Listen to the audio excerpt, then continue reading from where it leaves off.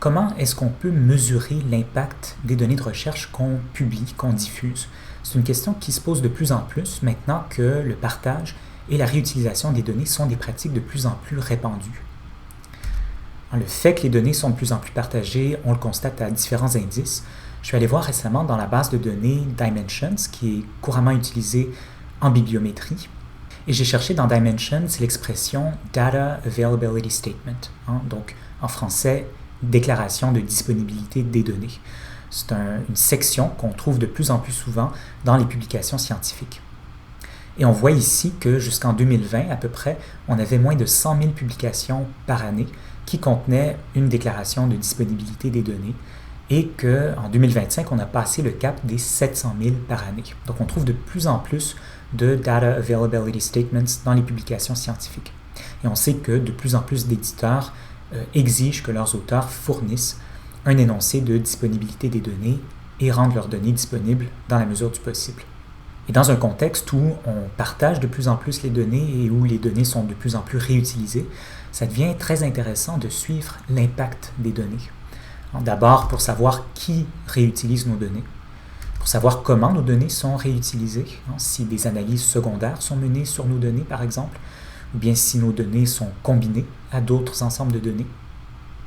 Et finalement, pour pouvoir démontrer notre impact dans des demandes de financement, par exemple.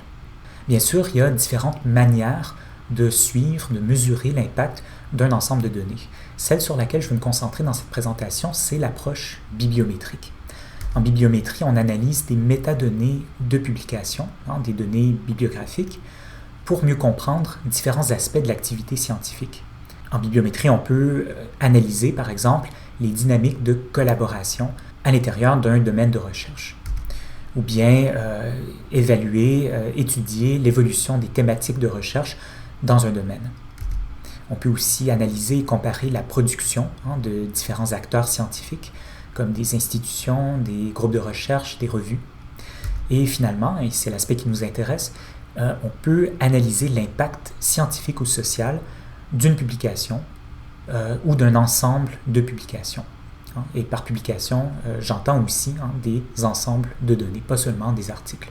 Et c'est important de souligner que la bibliométrie ne dit pas tout. C'est une approche parmi d'autres et ce ne sera pas nécessairement l'approche la plus pertinente dans votre cas. Une autre manière de mesurer l'impact d'un ensemble de données, ça pourrait être par exemple de recueillir des témoignages qui révéleraient l'impact de l'ensemble de données au sein d'une communauté déterminée. Je vous donne un exemple. Vous avez peut-être déjà entendu parler des principes PCAP pour la gestion éthique des données des Premières Nations, ou bien des principes CARE pour la gestion éthique des données autochtones.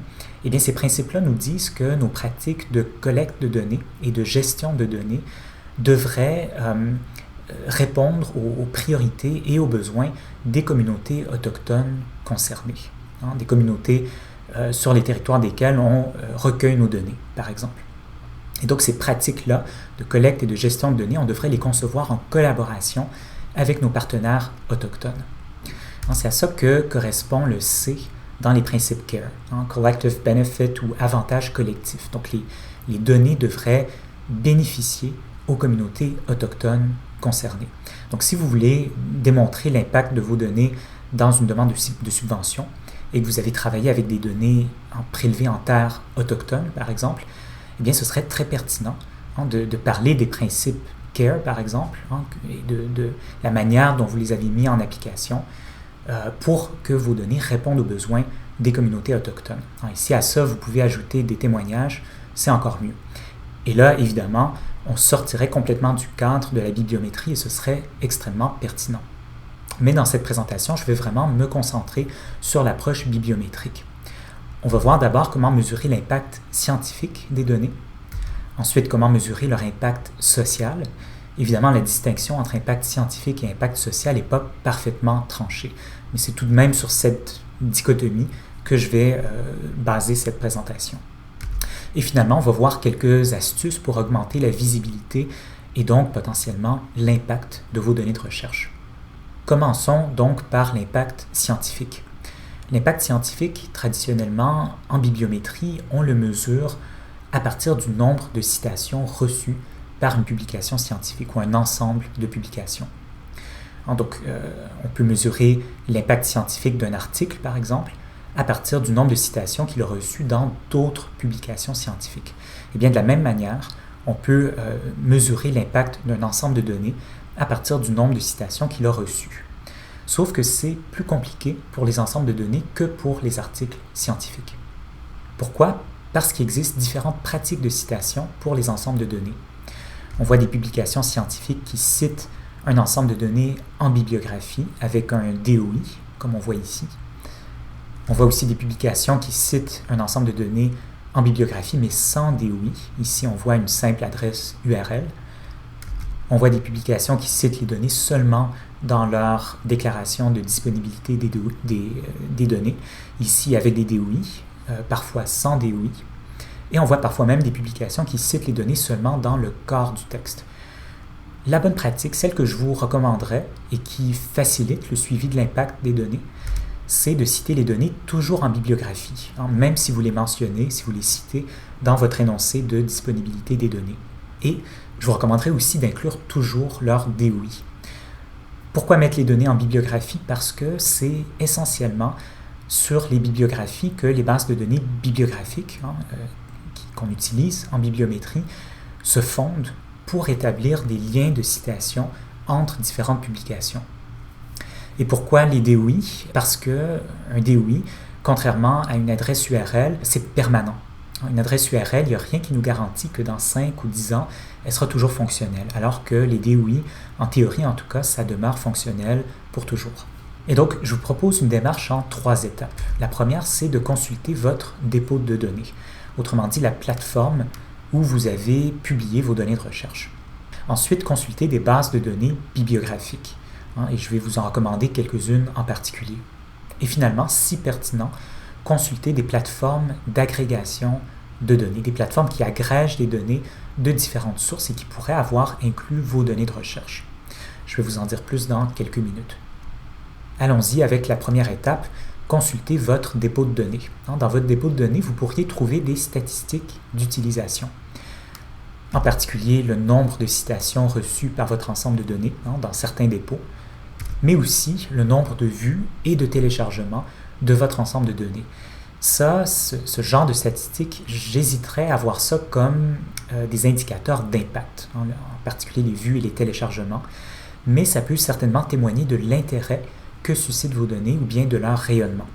Si vos données, vous les avez publiées sur la plateforme Dryad, un dépôt de données multidisciplinaire, vous avez accès à certaines statistiques d'utilisation, les vues, les téléchargements et les citations. Ici, on voit que l'ensemble de données a reçu une citation. Ça, c'est selon Dryad, qui se base sur les données de dataset, dont on va parler dans quelques minutes. C'est pas parce que Dryad dit que votre ensemble de données a reçu une citation qu'il n'en a pas reçu davantage, en réalité. Donc, cette information-là n'est pas nécessairement complète.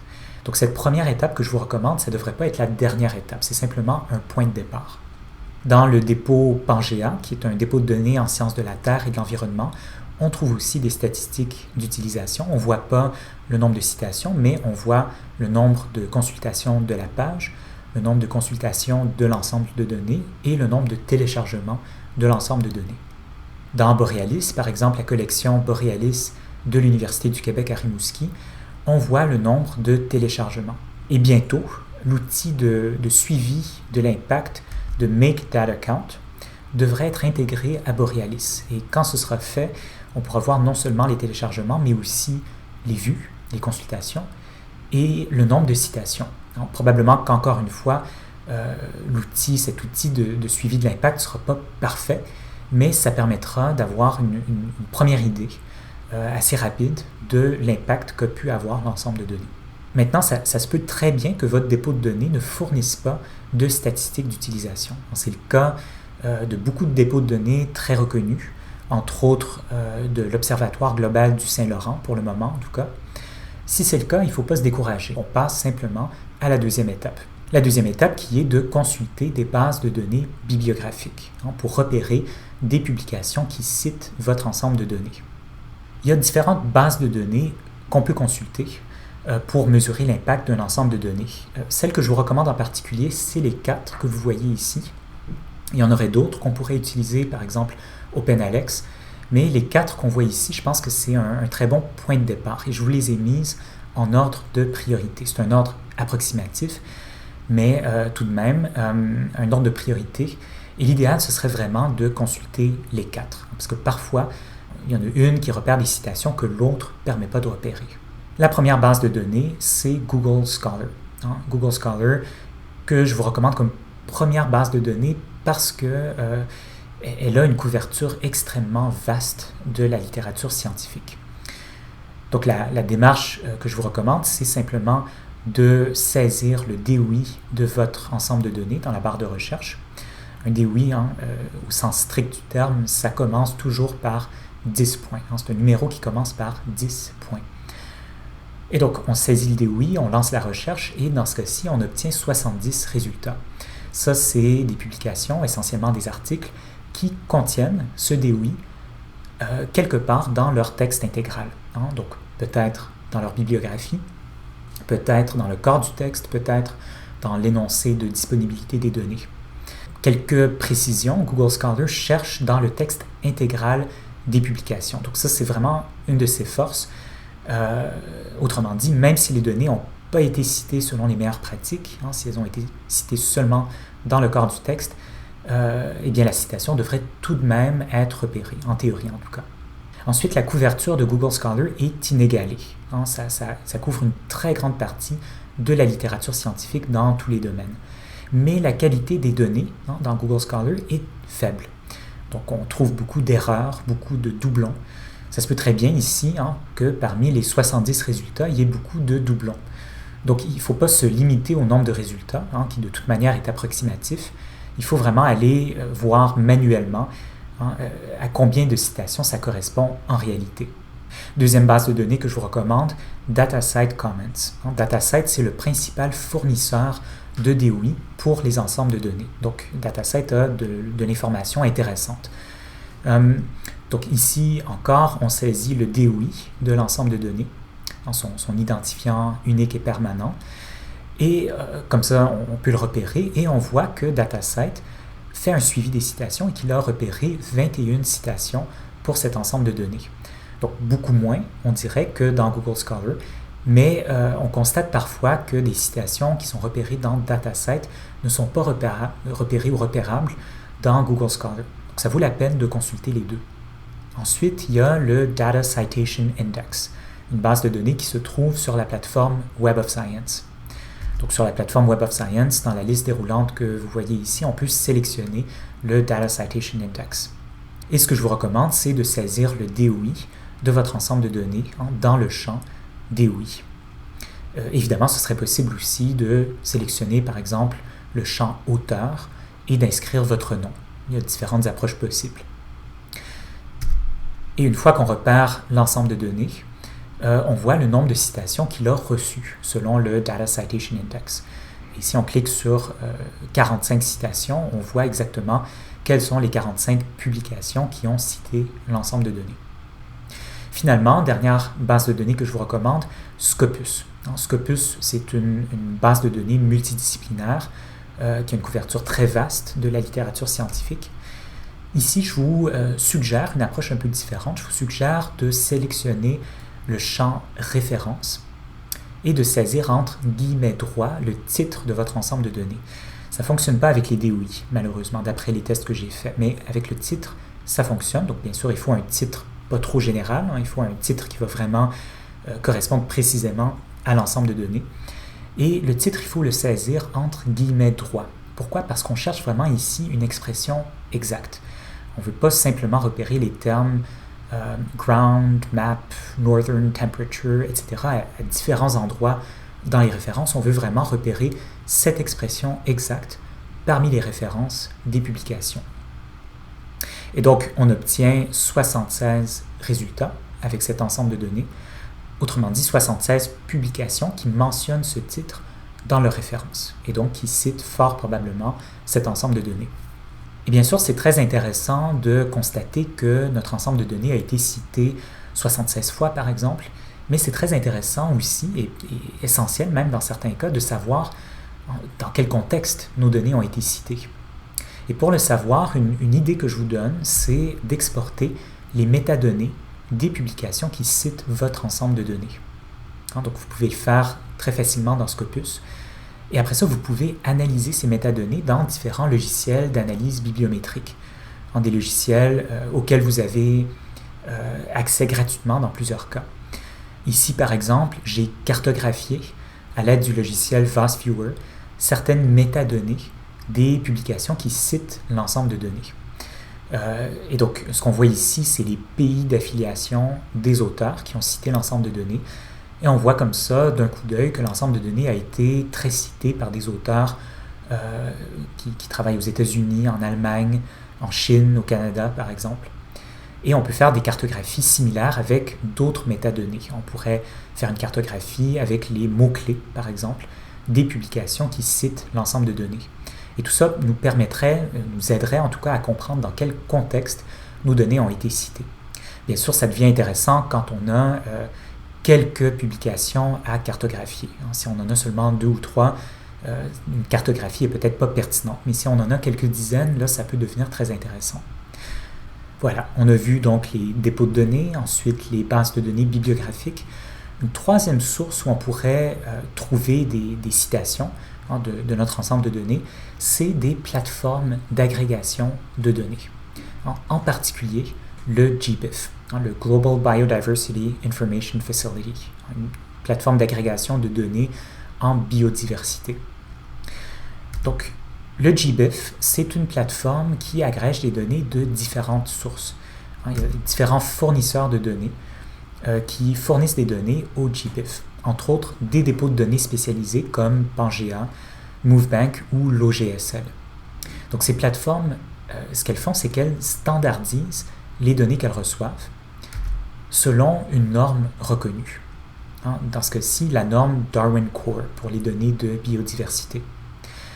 Et quand je parle de standardisation de données, je veux dire que une variable, par exemple, va toujours porter exactement le même nom, un nom standardisé, et que les données seront toujours saisies de la même manière, d'une manière standardisée. Les dates, par exemple, apparaîtront toujours dans le même format.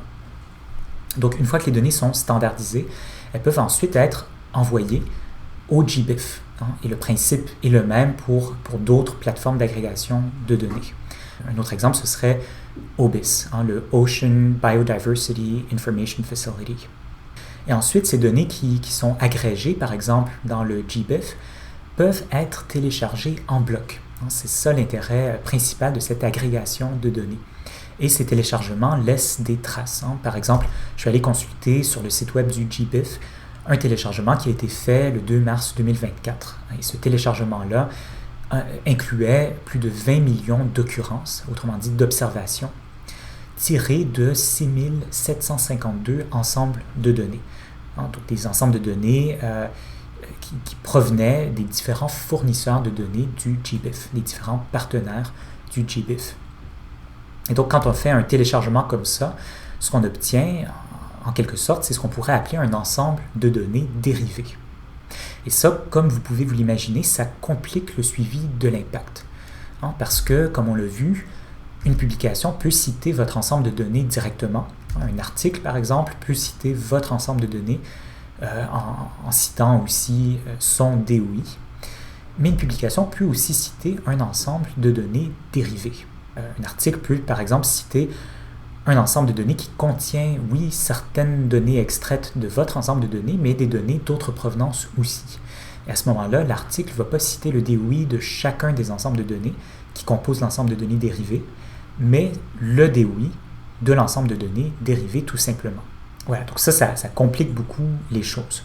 Heureusement, certaines plateformes d'agrégation de données, en particulier le GBIF, font un suivi des citations des ensembles de données dérivées. Je vous donne un exemple.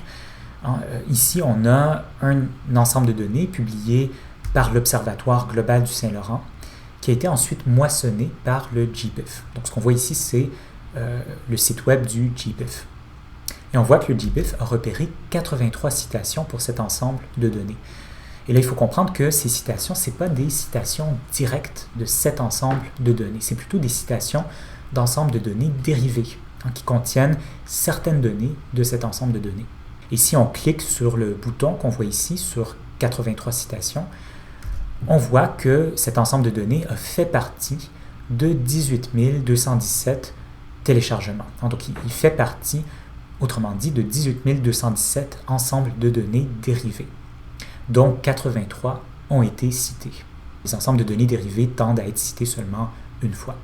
Si jamais vous voulez en savoir plus sur les pratiques de suivi des citations du GBIF, ils ont une page web sur le sujet. Voilà donc pour l'impact scientifique des données. Maintenant, comment mesurer l'impact social des données de recherche? C'est une question qui se pose de plus en plus aussi. Les organismes qui financent les recherches s'attendent maintenant de plus en plus à ce que les chercheurs ne se contentent pas de démontrer la qualité de leur recherche ou bien l'impact scientifique de leur recherche. Ils s'attendent aussi à ce que les chercheurs démontrent que leurs recherches répondent à des besoins sociaux.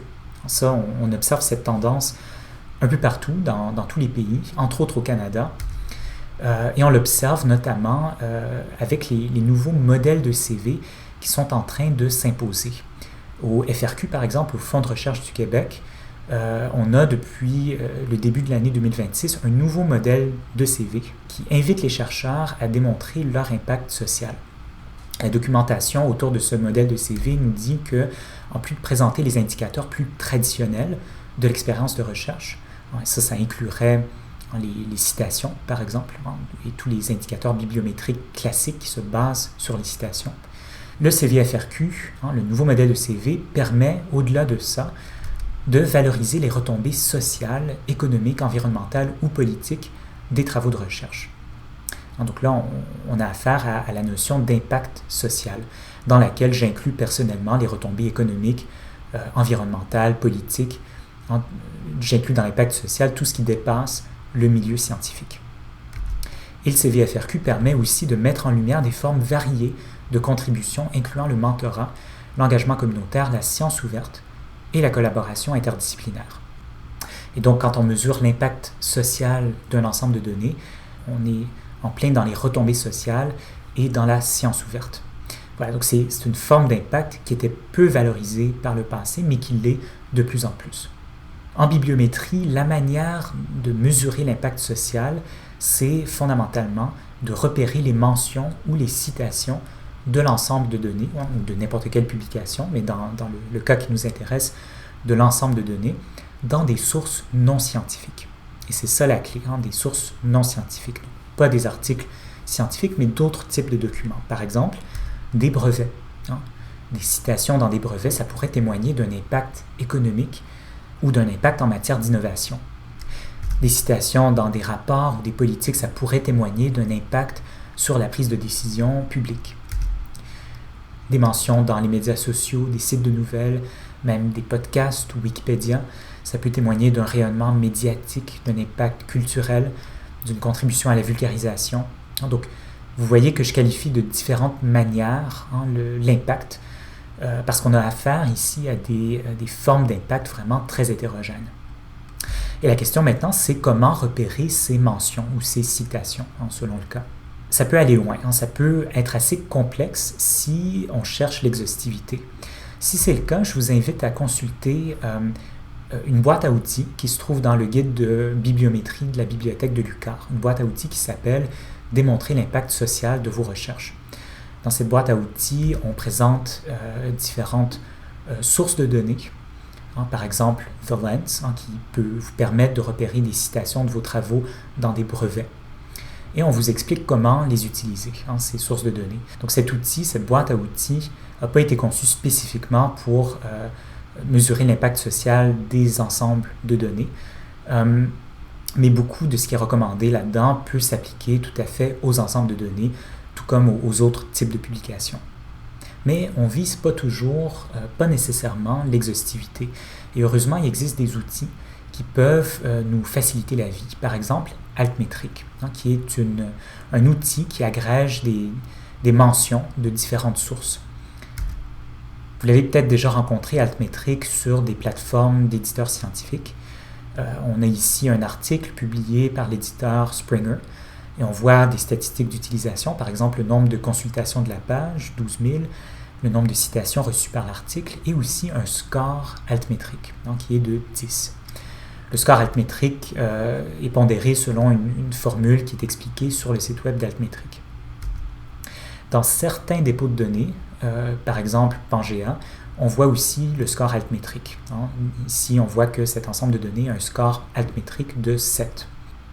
Mais Altmétrique n'est pas intégré sur toutes les plateformes. Donc, ce que je vous suggère pour savoir si, d'après Altmétrique, votre ensemble de données a été mentionné dans des sources non scientifiques, c'est d'utiliser un outil qui se trouve dans le guide de bibliométrie de la bibliothèque de l'UQAR.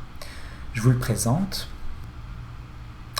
Dans la section « Mesures d'impact alternatives » du guide, on trouve d'abord la boîte à outils dont je vous ai parlé, mais aussi cet outil qui permet d'accéder facilement aux données d'Altmétrique. Donc, je vous fais une démonstration d'abord avec le DOI d'un article, avant de faire la démonstration avec un ensemble de données. Je saisis simplement le DOI dans la barre de recherche, je lance la recherche, et on voit ici toutes les mentions que cet article a eues dans différentes sources non scientifiques. Par exemple, des sites de nouvelles, des blogs, X ou Twitter, Wikipédia, même un podcast. Ça, bien sûr, c'est un article qui a été très souvent mentionné dans différentes sources. Et si on le souhaite, on peut sélectionner un onglet spécifique et voir exactement dans quel contexte et par qui cet article a été mentionné. Je refais maintenant la démonstration avec un ensemble de données, le DOI d'un ensemble de données. On voit ici que l'ensemble de données a été mentionné dans une politique, dans 2 publications sur X et dans un forum. Voilà, donc le principe, vous le voyez, est assez simple. Altmétrique a un principal concurrent qui est PlumX Metrics. Et donc on va faire la même chose avec PlumX. On va voir quelles mentions ont été repérées par PlumX. Donc je lance la recherche. Et on voit que, alors qu'Altmétrique avait repéré une mention dans une politique, PlumX en repère, lui, 7. Donc les deux outils sont vraiment complémentaires, Altmétrique et PlumX. Je vous inviterai à consulter les deux. Mais PlumX, sa force, vraiment, c'est de repérer des mentions dans des politiques. Les politiques, il faut le prendre au sens large du terme. Ici, on a en réalité, dans certains cas, des rapports gouvernementaux et d'autres sortes de littérature grise. Et on voit que PlumX se base sur les données d'Overton, qui est une base de données de politique publique. Et on voit aussi que cet ensemble de données a été cité dans des publications, des rapports, des politiques des Nations Unies, du gouvernement des territoires du Nord-Ouest, etc., etc. Donc voilà comment repérer des mentions ou des citations de notre ensemble de données qui pourraient témoigner de son impact social. Bien sûr, il faut faire ensuite un travail d'interprétation. Donc, c'est intéressant de dire que nos données ont été mentionnées dans 2 politiques publiques, par exemple, mais c'est encore plus intéressant de dire dans quel contexte elles ont été mentionnées, par qui, dans quel pays, de quelle manière. C'est important aussi, je dirais, d'analyser le type d'impact ou de qualifier le type d'impact qu'ont eu nos données. Est-ce que c'est un impact scientifique? Est-ce que c'est un impact social? Si c'est un impact social, de quel type d'impact social est-ce qu'on peut parler? D'un impact économique, médiatique, environnemental, etc. Et finalement, demandez-vous aussi comment vous pouvez intégrer cette information, donc les mentions, les citations, à un récit cohérent sur l'impact de vos recherches. Cette notion de récit d'impact est importante, en particulier avec les nouveaux modèles de CV narratifs qui sont en train de s'imposer. Pour finir, je vous donne rapidement quelques astuces pour augmenter la visibilité et l'impact potentiel de vos données. Premier conseil, dans la mesure du possible, publiez vos données dans un dépôt spécialisé. Il y a des dépôts généralistes, comme Borealis par exemple, qui sont très bons pour la préservation des données et qui permettent aussi de rendre les données disponibles au grand public en respectant dans une large mesure les principes FAIR, dont on va reparler dans un instant. Mais dans la mesure du possible, publiez tout de même dans un dépôt spécialisé. Surtout si ce dépôt est partenaire d'une plateforme d'agrégation de données reconnue, par exemple le GBIF. Parce que ça donne énormément de rayonnement à vos données, de pouvoir être téléchargées en bloc avec d'autres ensembles de données collectés par d'autres équipes de recherche. Deuxième conseil, respectez les principes FAIR. Parce que c'est pas tout de publier les données, de les rendre accessibles au grand public. C'est important qu'elles soient faciles à trouver, accessibles, interopérables et réutilisables. Voilà, donc vous avez ici une description rapide des principes FAIR, de ce qu'ils impliquent concrètement.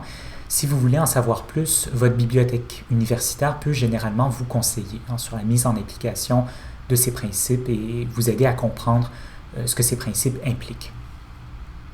Et finalement, mon dernier conseil, si pertinent, publier un article de données. Alors ça, c'est un type de publication révisé par les pairs qui est reçu par de plus en plus de revues scientifiques. Et l'objectif d'un article de données, c'est de présenter et de mettre en valeur un ensemble de données afin de favoriser sa réutilisation. Et vous avez ici 3 exemples de revues qui publient des articles de données. Earth System Science Data, Data in Brief et Scientific Data. Publier un article de données, évidemment, c'est beaucoup de travail, mais ça pourrait être pertinent dans certains cas, surtout, je dirais, pour des ensembles de données d'envergure. Et pourquoi est-ce que ça pourrait être pertinent? D'abord parce que ça augmente la visibilité des données, notamment dans les bases de données bibliographiques. Les bases de données bibliographiques qui contiennent des articles, mais pas d'ensemble de données de façon générale. Et finalement, un article de données, ça facilite aussi le suivi de l'impact et du rayonnement des données, notamment parce que les articles de données sont essentiellement toujours cités de la même manière, alors que les ensembles de données sont cités de manière très différente et souvent de manière qui rend difficile le suivi de l'impact. Donc voilà qui met fin à la présentation. Évidemment, mon objectif, c'était pas d'être exhaustif, de dire tout ce qu'il y a à dire sur le sujet, mais plutôt de vous fournir des outils pratiques, des techniques pour mesurer relativement facilement l'impact de vos données. Je vous remercie pour votre attention et je vous invite aussi à vous abonner à notre chaîne YouTube.